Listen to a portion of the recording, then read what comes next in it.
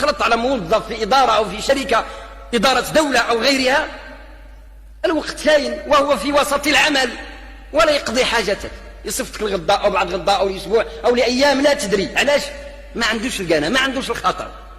هذا الشيء فيه الخطر. سبحان الله. أنت مع من تتعامل؟ أمع الناس أم مع رب الناس؟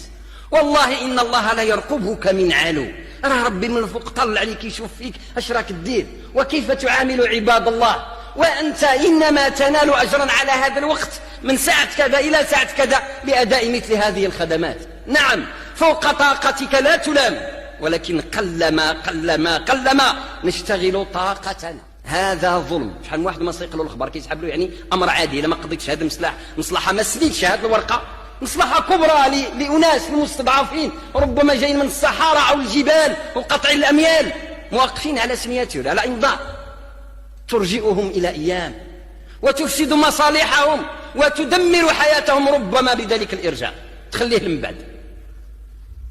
هذا اسمه الظلم، لانك انئذ اقتطعت وقتا ليس لك وديته.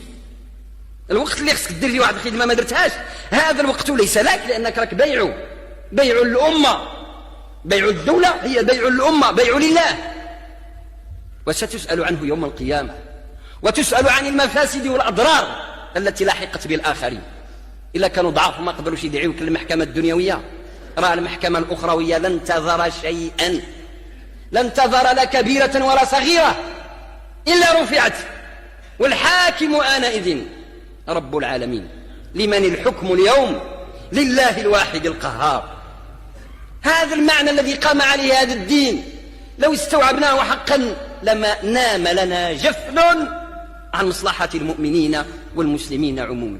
ما يديكش الناس إلا خليت واحد النار واحد المؤمن واقف يتسناك ويترجاك وأنت بإمكانك أن تصنع، لا يسحب لك يعني ما خديتش الرشوة إذا لست بظالم، لا بل ظالمون وألف ظالم. إلا ما قضيت شيء المصلحة في الوقت اللي انت خدام في المصلحة ولم تشتغل كمصلحة عن أخرى، ماشي يعني ما قضيتهاش لأنك مشغول بمصلحة أخرى أيضا نفسها من جنس العمل المؤدى عنه، مش مصلحتك الخاصة، هذا شيء آخر. ولكن غير ما قضيتهاش لأن ما بالكش ما عندكش القناع، فهذا ظلم أيضا وظلم خطير، ولا تدري حجم مظلمته ولا تدري حجم مظلمته.